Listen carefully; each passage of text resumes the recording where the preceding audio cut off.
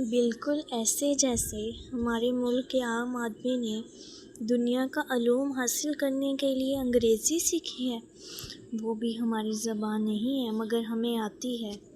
کیا نہیں آتی؟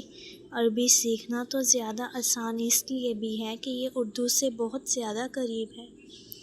لڑکی نے لاجواب ہو کر گہری سانس بھری۔ پیچھے پورے ہال میں ایک تبسم بکھر گیا۔ میرا ایک کوسچن ہے سر، ایک نوعمر لمبا سا لڑکا مائک پہ آیا۔ میں نے آپ کے پچھلے لیکچر سے متاثر ہو کر قرآن سیکھنا شروع کیا تھا، مگر قرآن پڑھتے اب مجھ پہ پہلے والی کیفیت طاری نہیں ہوتی، دل میں گداز نہیں پیدا ہوتا۔ میں قرآن پڑھتا ہوں تو میرا ذہن بھٹک رہا ہوتا ہے۔ تیمور نے مائک قریب کیا، پھر بغور اس لڑکے کو دیکھتے ہوئے پوچھا، آپ کہیں جھوٹ تو نہیں بولتے؟ جی۔ وہ بونچکارا رہ گیا۔ ایک بار یاد رکھیے گا، قرآن صرف صادق اور امین کے دل میں اترتا ہے۔ میں نے اس کتاب کے بڑے بڑے علماء کو دیکھا ہے جو امانت کی راہ سے ذرا سے پھسلے اور پھر ان سے قرآن کی حلاوت چھین لی گئی، اور پھر کبھی وہ اس کتاب کو ہاتھ نہ لگا سکے۔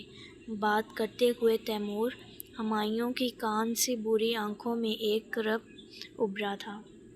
اس نے صوفے کی پشت پہ ہاتھ رکھا۔ عشق کے پیچھے دیوار میں شیلف بنا تھا، ایک طرف میز تھی، میز پہ تازہ تہ کی ہوئی فرشتے ساخت کھڑی تھی، جائے نماز ابھی ابھی رکھی گئی تھی۔ ساتھ شیلف کے سب سے اوپر والے خانے میں احتیاط سے غلاف میں لپٹی ایک کتاب رکھی تھی۔ اس کا غلاف بہت خوبصورت تھا، سرخ ویلوٹ کے اوپر سلور ستارے، مگر گزرتے وقت نے غلاف کے اوپر گرد کی ایک تہ جما دی تھی، اور وہ شیلف اتنا اونچا تھا کہ اس تک سٹول پہ چڑھے بغیر ہاتھ نہیں جاتا تھا۔ جس شخص میں صداقت و امانت ہوتی ہے اور وہ واقعی قرآن حاصل کرنا چاہتا ہے تو قرآن اس کو دے دیا جاتا ہے۔ اسکرین پہ وہ روشن چہرے والا شخص کہہ رہا تھا، ہم حضرت محمد صلی اللہ علیہ وآلہ وسلم کے زمانے کے عرب معاشرے کے بارے میں عمومی تاثر یہ رکھتے ہیں کہ وہ بہت جاہل اور گنوار لوگ تھے اور بیٹیوں کو زندہ دبانے والے وحشی تھے۔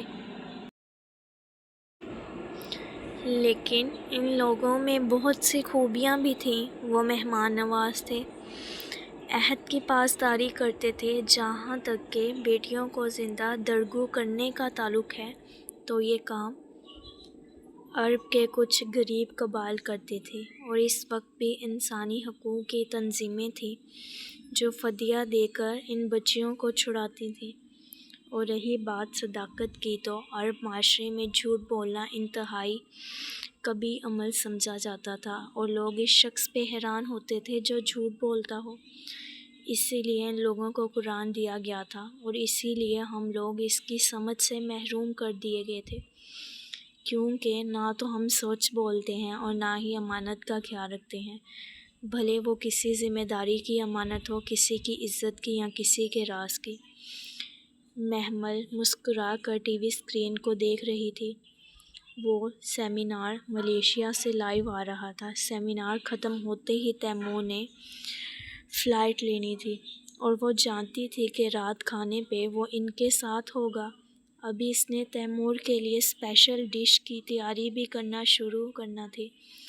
وہ پروگرام چھوڑ کر اٹھ کھڑی ہوئی۔ تیمور کے لیے کھانا وہ ہمیشہ اپنے ہاتھوں سے بناتی تھی، ایک ایک سبزی خود کاٹتی تھی۔ ہاں، آغا جان کا پرہیزی کھانا ملازمہ بنا لیتی تھی۔ وہ سیڑھیوں کے ایک طرف سے نکلتی ہوئی آغا جان کے کمرے کے دروازے کے باہر رکی اور ہولے سے کھٹکھٹا کر کھولا۔ آغا جان، آپ نے ناشتہ کر لیا؟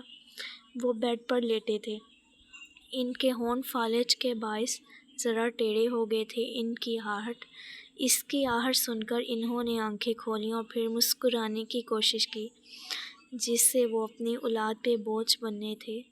جب سے وہ اپنی اولاد پہ بوجھ بنے تھے، محمل انہیں اپنے پاس لے آئی تھی۔ تیمور کہہ رہا تھا وہ رات تک پہنچ جائے گا۔ وہ آگے بڑھی اور کھڑے کھڑے اس کا ہاتھ نرمی سے تھامے بتانے لگی، میں رات کو کچھ اسپیشل بنانے کا سوچ رہی ہوں، کتنے دنوں بعد ہم تینوں اکٹھے کھائیں گے، ہے نا؟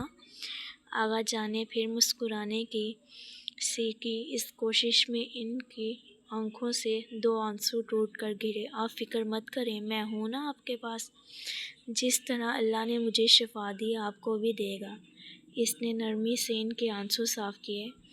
اچھا، مجھے مسجد میں ایک لیکچر دینا ہے، بس گھنٹہ لگے گا، میں ابھی چلتی ہوں، جلدی آنے کی کوشش کروں گی، پھر ڈنر کی تیاری بھی کرنی ہوگی۔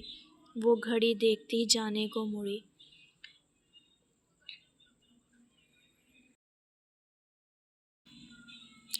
آغا جان اب سسک سسک کر رو رہے تھے۔ باہر آ کر وہ سیڑھیوں کے پاس لگے آئینے کے سامنے رکی۔ سامنے کیل پہ اس کی پونی ٹنگی تھی۔ اس نے پونی اٹھائی اور لمبے بال سمیٹ کو اونچی پونی میں جگڑے، پھر آئینے میں خود کو دیکھا اور مسکا دی۔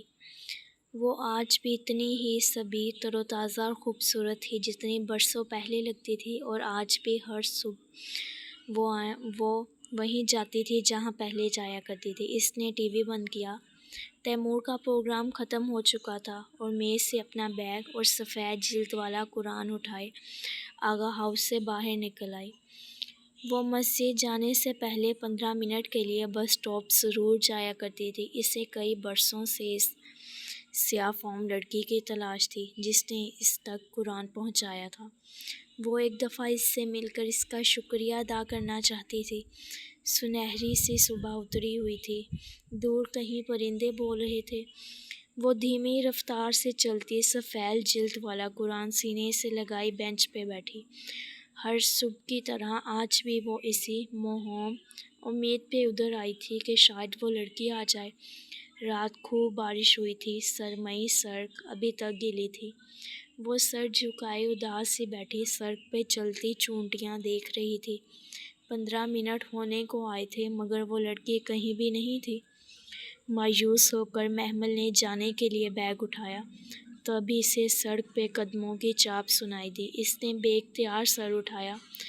ایک لڑکی دور سے چلی آ رہی تھی، کندھے پہ کالج بیگ، ہاتھ میں موبائل، شولڈر کٹ بال کیچر میں جکڑے ہوئے، جینس پہ کرتا پہنے، چیونگم چباتی، قدرے جھنجھلاتی ہوئی سی۔ وہ دھپ سے آ کر اس کے ساتھ بینچ پہ بیٹھ گئی۔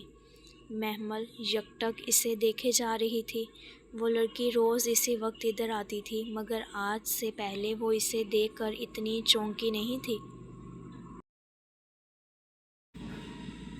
اب پاؤں جھلاتی ہوئی اکتا کر موبائل کے بٹن پریس کر رہی تھی۔ پتہ نہیں کیا سمجھتا ہے خود کو، وہ زیر لب غصے سے بڑبڑا کر اس نے بٹن زور سے دبایا اور موبائل بیگ میں پھینکا۔ وہ ابھی تک یوں ہی لڑکی کو دیکھ رہی تھی، بہت دھیرے سے اسے کچھ یاد آیا تھا۔ وہ لڑکی ادھر ادھر گردن گھماتی تنقیدی نگاہوں سے دیکھنے لگی تھی۔ دفتن محمل کی نگاہوں کا ارتکاز محسوس کر کے وہ چونکی۔ محمل نے ذرا سنبھل کر نگاہیں جھکا لیں۔ نیچے اس لڑکی کا بیگ پڑا تھا جس پہ جگہ جگہ چاک سے اس کا نام لکھا تھا، عشا حیدر۔ وہ زیر لب مسکرا دی، بہت کچھ یاد آ گیا تھا۔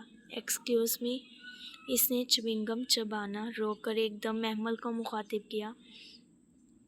محمل نے نرمی سے نگاہیں اٹھائیں۔ جی، میں روز آپ کو دیکھتی ہوں، اور اس نے محمل کی فوط میں رکھے سفید کور والے قرآن کی طرف اشارہ کیا، اور آپ کی اس بک کو بھی، آپ اتنی کیئر سے اسے رکھتی ہیں، اس میں کیا کچھ خاص ہے؟ محمل نے سر جھکا کر سفید قرآن کو دیکھا جس کی صاف جلد اب خستہ ہو گئی تھی اور جھلکتے صفحے زرد پڑ گئے تھے۔ وہ دیکھنے سے کوئی قدیم کتاب لگتی تھی۔ خاص تو ہے، اس نے مسکرا کر سر اٹھایا۔ اچھا، واٹس سو اسپیشل؟ وہ متاثر ہوئی۔ اس میں کسی عشا حیدر کا ذکر ہے، اس کی زندگی کی کہانیاں اور اس کے لیے کچھ میسیجز ہیں، اس لیے اسپیشل تو ہے۔ وہ لڑکی یکٹک منہ کھولے اسے دیکھے گی۔ کون؟ کون عشا حیدر؟ بہت دیر بعد بامشکل وہ بول پائی تھی۔ ہے ایک اس زمین پہ بسنے والی لڑکی جس کو لوگوں کی بات غمگین کرتی ہے، جس کے کہنے سے قبل کوئی اس کے دل کی بات نہیں سمجھتا اور جس کو زندگی سے اپنا حصہ وصول کرنا ہے۔ اسی ہی لمحے بس ہارن بجا۔ محمل نے بات روک کر دور سے آتی بس کو دیکھا۔ میں چلتی ہوں، تمہاری بس آ گئی ہے۔ وہ سفید جلد والی کتاب اٹھائے کھڑی ہوئی۔ وہ لڑکی ابھی تک ششرت سے بیٹھی تھی، بس قریب آ رہی تھی۔ محمل چھوٹے چھوٹے قدم اٹھاتی بینچ سے دور جانے لگی۔ سنیں، بات سنیں، 1 منٹ رکیں۔ یکدم وہ بے چینی سے اٹھی اور تیزی سے اس کے پیچھے لگ گئی۔ ختم شدہ۔ یہ ہماری ناول کی لاسٹ ایپیسوڈ تھی۔ امید ہے کہ آپ کو یہ ناول اچھا لگا ہوگا۔